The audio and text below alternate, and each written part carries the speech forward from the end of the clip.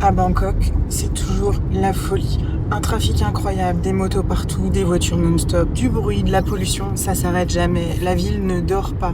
Mais il y a quand même des endroits calmes, tranquilles, au milieu de la nature. Et aujourd'hui, on va en visiter un, direction Koh Kret.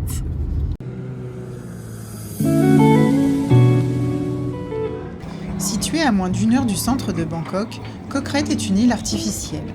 En 1722, le roi a fait creuser un canal pour dévier le Chao Phraya et raccourcir la route vers Ayutthaya. Depuis, l'île n'est accessible que par bateau. Le trajet dure à peine quelques minutes, mais l'ambiance change complètement. Pas besoin de réserver, mais prévoyez 5 bahts par personne pour la traversée. Ici, pas de voiture.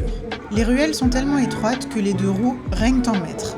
Vous pouvez facilement louer un vélo, compter entre 40 et 60 bahts la journée selon la taille. C'est vraiment l'idéal pour explorer les moindres recoins et apprécier la nature environnante.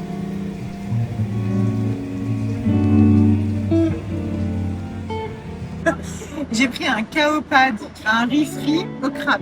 Attention, la révélation. Tada! Miam! Les habitants de Koh Kret sont majoritairement des descendants Mon, un peuple qui a fui la Birmanie après un génocide brutal et qui a trouvé refuge ici. 3 siècles plus tard, leur culture est encore bien vivante. La langue Mon est classée vulnérable par l'UNESCO. En Thaïlande, les derniers locuteurs sont concentrés ici, à Koh Kret. Les maisons riveraines sont restées dans le style traditionnel, quasi inchangé depuis des centaines d'années. Ce soir, on va tester une maison sur pilotis, les pieds dans le Chao Phraya.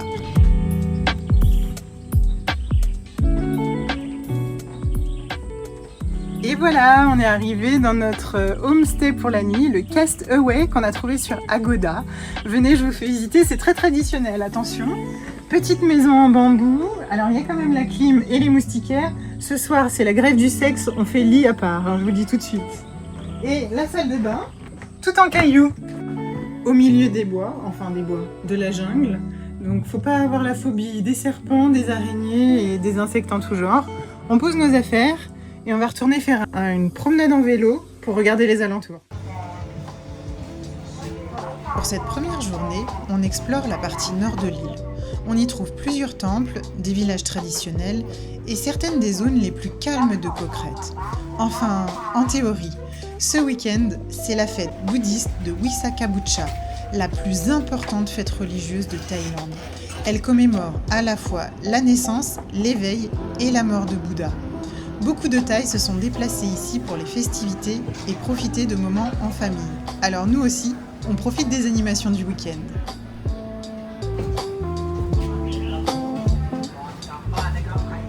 L'une des spécialités à Koh Kret, c'est les ateliers de poterie. Et donc, on trouve des poteries un peu partout. Évidemment, j'ai acheté un pot pour mes plantes, 25 bahts. Mais en fait, quand tu l'achètes, si tu veux, ils te mettent du café dedans, comme ça. Et c'est 40 bahts.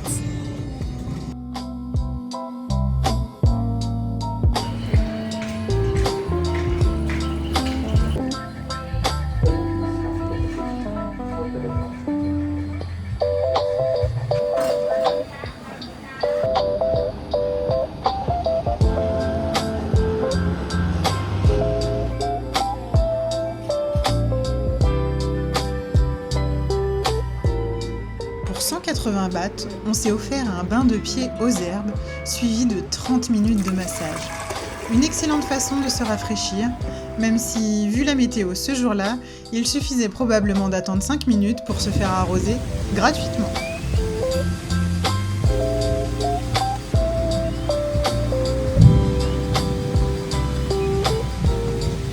Pour la petite histoire, on aime bien voir des serpents. En Thaïlande, on a cette chance de pouvoir voir beaucoup d'espèces différentes.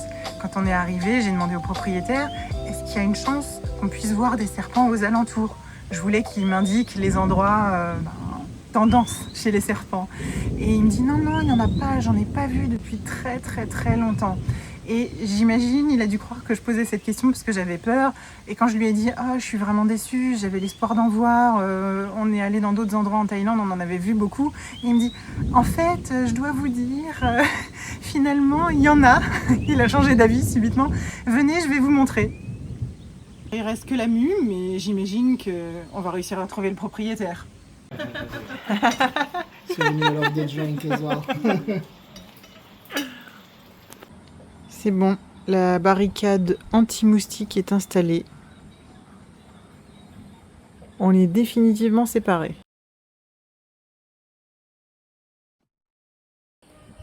Le dîner partagé avec notre hôte et les autres voyageurs a été l'occasion de passer de bons moments de convivialité. Le petit déjeuner était également inclus. Nous avons payé 1400 bahts l'ensemble et en bonus, ils prêtent même des vélos pour ceux qui auraient eu le courage d'arriver à pied. Donc aujourd'hui, pour notre journée numéro 2, on visite toute la partie sud de l'île. C'est assez rapide puisque Koh Kret fait 3 km de large, donc le tour est fait rapidement. On souffre un peu avec la chaleur, on passe devant les temples, c'est très joli. Aujourd'hui c'est dimanche, Koh Kret c'est super le week-end, les temples sont ouverts, il y a des cérémonies, des festivités, c'est définitivement une belle chose à voir.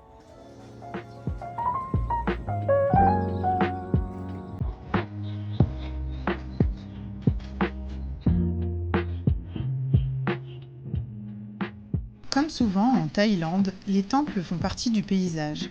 Mais ici, certains présentent une architecture influencée par la culture Mon, ce qui leur donne un style un peu différent de ceux qu'on voit habituellement à Bangkok.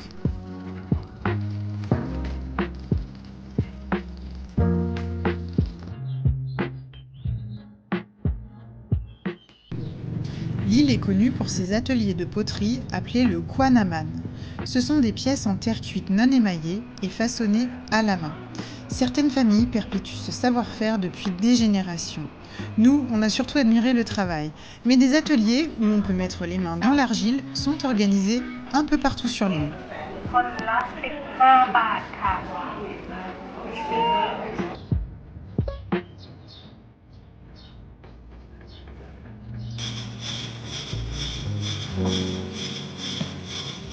Venir ici, c'est probablement l'une des escapades les plus faciles à faire depuis Bangkok. Un peu d'histoire, beaucoup de nourriture, zéro voiture et une ambiance vraiment calme. Franchement, c'est difficile de demander plus pour une petite pause d'1 ou 2 journées.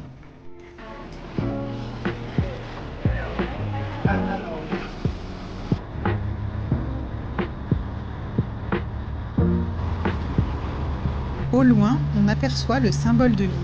C'est une stupa blanche au bord du fleuve. Elle penche. Le sol de l'île, mou et instable, la fait glisser vers la rivière. En 1992, ils ont tenté une restauration pour la redresser. Ils n'ont pas réussi, alors ils l'ont laissée comme ça. C'est une réplique d'une pagode sacrée en Birmanie, construite ici par les Mon en exil. Elle penche, elle résiste, elle tient le coup. Un peu comme eux finalement. Voilà, donc c'est terminé. 2 jours, c'était trop. Honnêtement, on aurait bien prolongé un 3e. On reviendra définitivement. Si vous êtes de passage à Bangkok, si vous habitez en Thaïlande, une petite escapade au c'est vraiment idéal. Et puis j'ai ramené un souvenir pour mes enfants à la maison.